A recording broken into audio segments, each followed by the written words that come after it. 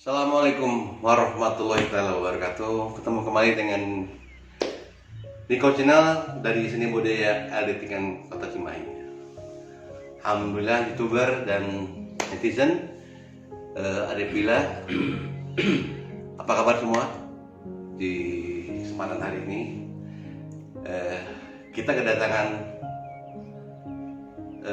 Bapak Fauji Pagar Alam. Nah, di channel komunitas Dua Sayap ini kita akan sedikit sharing tentang pengalaman Bapak Fauji Pagar Alam, proses perjalanannya beliau mengenal tarekat Qadir Sabaniyah Pondok Pesantren Suraya. Semoga menjadi hikmah, menjadi ilmu buat kita semua. Selamat malam Pak Fauji. Selamat malam. Apa kabar semua Pak Fauji? Kabar ya? Alhamdulillah. Oke, Pak Fauji, ini mudah-mudahan diskusi atau ngobrol pada kesempatan ini menjadikan ilmu buat khususnya buat Iwan, teman-teman generasi milenial. Seorang Pak Fauji yang dari Palembang, Pak Fauji ya, maaf ya, betul? Iya. Palembang. Dari Kota Palembang. Ceritanya kan tidak semua orang mudah mengenal tarekat atau tasawuf ya, memang tasawuf. Tentunya ada proses Pak Fauji ya. Bisa cerita Pak Fauji, pengalaman Pak Fauji proses mengenal TKN Pondok Pesantren Suraya. Silakan Pak Fauji. Assalamualaikum warahmatullahi wabarakatuh. Salam. Sebagaimana umumnya orang-orang, jadi dulu itu saya katakanlah perjalanan hidup ini banyak hal-hal yang sifatnya kontradiktif dengan ajaran syariat Islam. Betul. Nah, sehingga saya kalau tidak mencari jalan keluar, ya, mungkin saya akan menjadi orang yang katakanlah bisa terkatung-katung di dalam segi amalia. Terkatung-katung itu Dalam segi amalia, amalia. konsisten. Sistem. Ya, nah, Kan orang Palembang mah begitu luar biasa ya agamanya. ya tapi tidak semua. Tidak semua ya. Tidak Oke. ya. Nah, sehingga berangkat dari ada rasa galau, ada rasa Gelisah, sombong, ada ya. rasa seolah-olah menyepelekan hal-hal yang harusnya disyukuri. Nah, saya sering mendengar bahwa solusi untuk membuat kita nyaman, aman di dalam hidup ini harus belajar bertoriko. Nah, itu saya pernah dengar itu. Nah, kenyataannya teman-teman yang lain bercerita itu, coba kau tengok para wali itu, para sahabat Nabi itu, para aulia itu katanya, itu orang-orang ahli ibadah. Nah, Itu mah tertarik ke tarekat itu udah di Palembang atau udah ada di luar Palembang? nah, saya ini anak rantau. Oke. Kok Bisa cerita dikit Ya. biar saya tahu prosesnya. ya, jadi saya ini anak rantau, tamat STM di kota sana seberang situ. Saya lanjut studi kuliah di Bandung. Betul. Nah, di Bandung juga terpengaruh juga oleh lingkungan, mengalami malam melintang juga. Anak muda ya. Ya, anak muda. Usia berapa tuh? Dulu itu sekitar 24, 25. Wah, kalau sudah bilang memejena makna-maknanya. Ya. Oke, dong Nah, jadi itu tinggal di Bandung kuliah kos atau belajar? ya pindah-pindah, kadang kos, kadang kontrak gitu ya. Oke. Nah, kadang nyewa tempat. Oke. Nah, akhirnya saya ini ikut pengajian. Nah, ternyata di komunitas masjid di Bandung itu, ya. ternyata orang-orang pengamal zikir. Dikir. Ya, zikirnya kayak tahlil itu. Nah, saya Anak muda itu kan kayak tripping. ya, saya sampai kaget dulu. Wah, ini Ayo apa? zikirnya kok suaranya keras, ragam lagi, dan panjang lagi. Nah, akhirnya saya pengen tahu. Enggak sempat kepikir waktu itu jangan-jangan ada sesatnya gitu. Ada pemikiran gitu? Enggak. Oh, enggak Ya, karena saya katakanlah dulu Kan kan. tidak umum zikir itu kan waktu itu kan berita Fauji. Iya, tapi kan ucapan kalimat la ilaha illallah itu kita udah. Apa yang menarik buat Fauji itu? Nah, yang menarik itu kan ini continue mereka ini. Kontinu maksudnya gimana? Ya, maksudnya setelah sholat zikir. Oh. Setelah sholat zikir kan, kalau dulu saya nggak gimana. Lagu mengaku gajian orang ya, bilang. Kadang-kadang mau, kadang-kadang enggak itu zikir itu kan. Jadi nggak teratur gitu. Jadi ada nggak pemikiran negatif tentang zikir itu nggak ada? Kok nggak umum zikirnya teriak-teriak nggak ada pemikiran? Oh ada. Ini ada apa gitu? Ada perasaan itu ada. Kok zikirnya kok beda sama orang-orang Umumnya.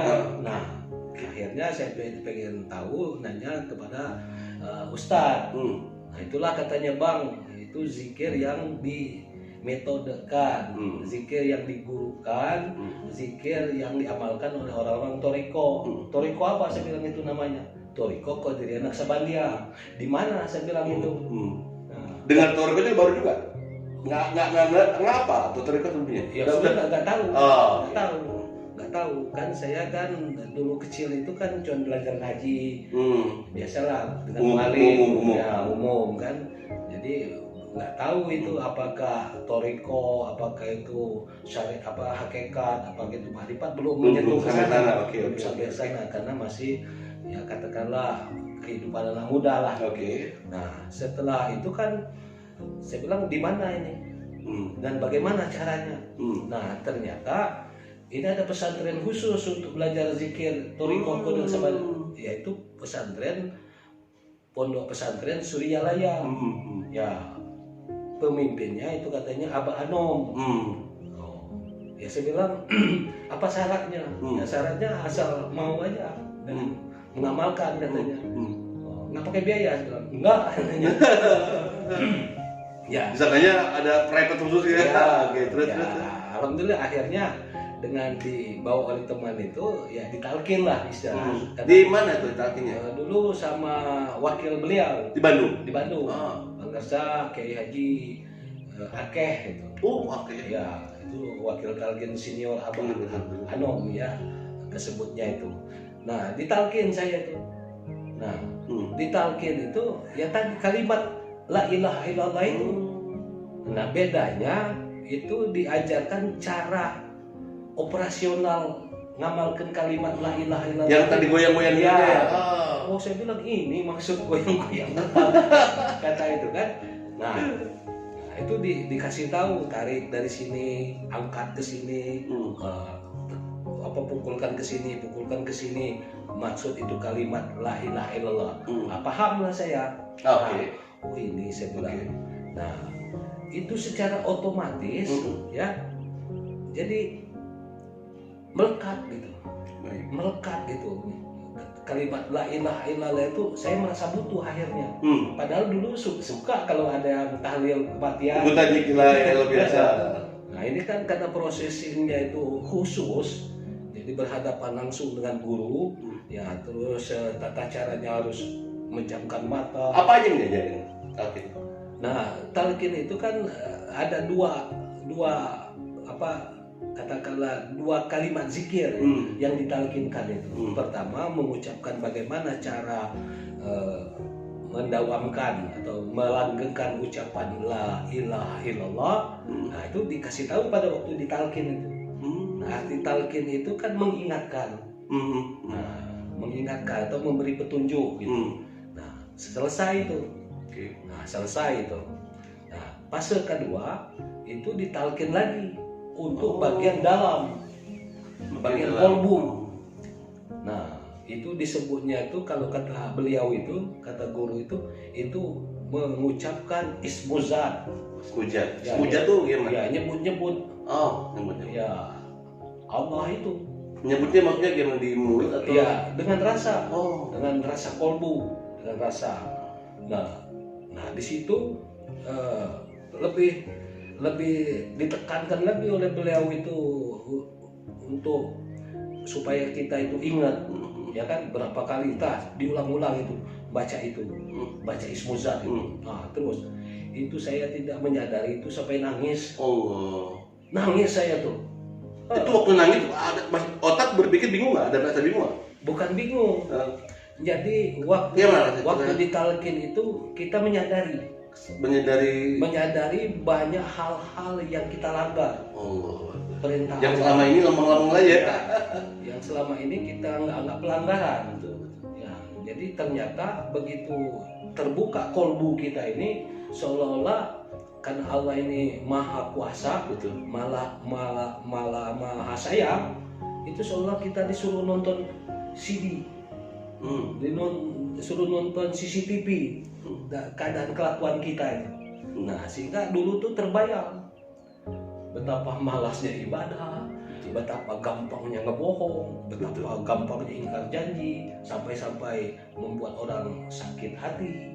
Nah, karena hawa anak muda kan. Nah, akhirnya disitulah ada penyesalan. Ya Allah, kalau begini saya katakanlah bisa bukannya selamat kalau nggak ingat kepada Allah. Nah, jadi ujung daripada pergolakan waktu menghadapi apa itu gambar-gambar kelakuan tadi, ya saking menghibahnya kepada Allah untuk diampuni, yaitu sampai nangis. Ya, nangis itu tidak disengaja, Mak. Nangis saja. Ya, artinya itu sadar sendiri gitu. Nah, setelah selesai takbir, kata beliau itu, ya sudah, sekarang tinggal diamalkan. Bagaimana cara mengamalkannya? Ya, setelah sholat fardu, ucapkan saja kalimat la ilaha illallah itu paling sedikit 165 kali. Seandainya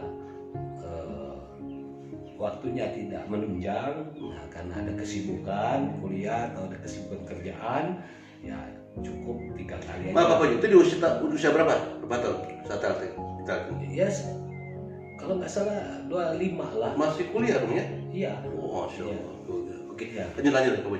Nah, jadi saya mengikuti petunjuk beliau guru ini, ya saya amalkan. Nah, Main dikerjakan, betul-betul dikerjakan. Enggak. Jadi ini aneh juga.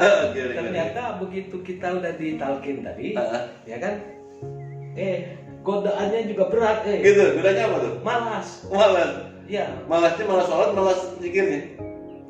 malas pendalamannya. Nah, jadi setelah zikir itu selesai aja pikir. Nggak dipraktekan kan? Ya, artinya itu pokok nama tidak, maksudnya tidak mendalami apa keterangan-keterangan yang lain bahwa zikir itu akan begini, orang berzikir itu akan begini, tidak, los aja dulu itu. Nah, kan kata binaan beliau guru waktu ditalkin itu, nah ini kan di samping diamalkan kan harus aktif. Betul. Mengikuti program-program amalan. Nah, apa itu? Ya tadi seperti hataman. Belum apa juga belum ada. ada. Ya, terus Itu berapa lama? Berapa bulan? Berapa tahun? Nggak dia malah. saya cukup lama. Berapa lama? Nah, ada 5 tahun. Oke. Berarti 5 tahun, 25, 30 tahun mulai. Ya, jadi Nah, sampai tahun ke-5, kenapa mau tertarik diamalkan lagi? ya Kenapa? Apa? ada panggilan soal Panggilan gimana? panggilan rohani lagi. Dalam cocok apa, Pak? Ada cukup Ya, kadara cobaan atau apa? bukan rasa lagi. Ya. Dan kondisi apa tuh? Iya, karena ini kan. Lagi galau atau gitu? Ya kalau galau itu tetap ada, hanya berkurang. Ya, Kan 5 tahun itu lama. Iya kan. Bukan nggak diamalkan. Karena mau diamalkan lagi. Ya kan, maksudnya tuh yang diamalkan itu kan bukan hanya zikir jahar tadi. Ya, yang harus juga jadi amalan pokok itu ya seperti tadi hataman, manakiban, sholat sunat. Nah, saya enggak. Nah, obatnya baru nggak semua dimakan itu lagi. Ya, dengan alasan tadi karena saya masih banyak main rasio dulu. Ya kan, saya bilang udahlah zikir jahar aja lah. Karena saya mengikuti binaan itu salahnya. Nah, kemudian masukkan aktif, ya, masuk ke arena aktif walaupun belum 100%. Nah, alhamdulillah rasa lagi berbicara, rasa lagi, oh ternyata dengan adanya kita belajar zikir ini, di samping ada kenyamanan yang susah kita ceritakan atau kenikmatan, nah itu banyak yang sifatnya penemuan-penemuan baru di perjalanan rohani. Oke, Pak Boy, jangan ceritakan dulu, nanti kita lanjutkan.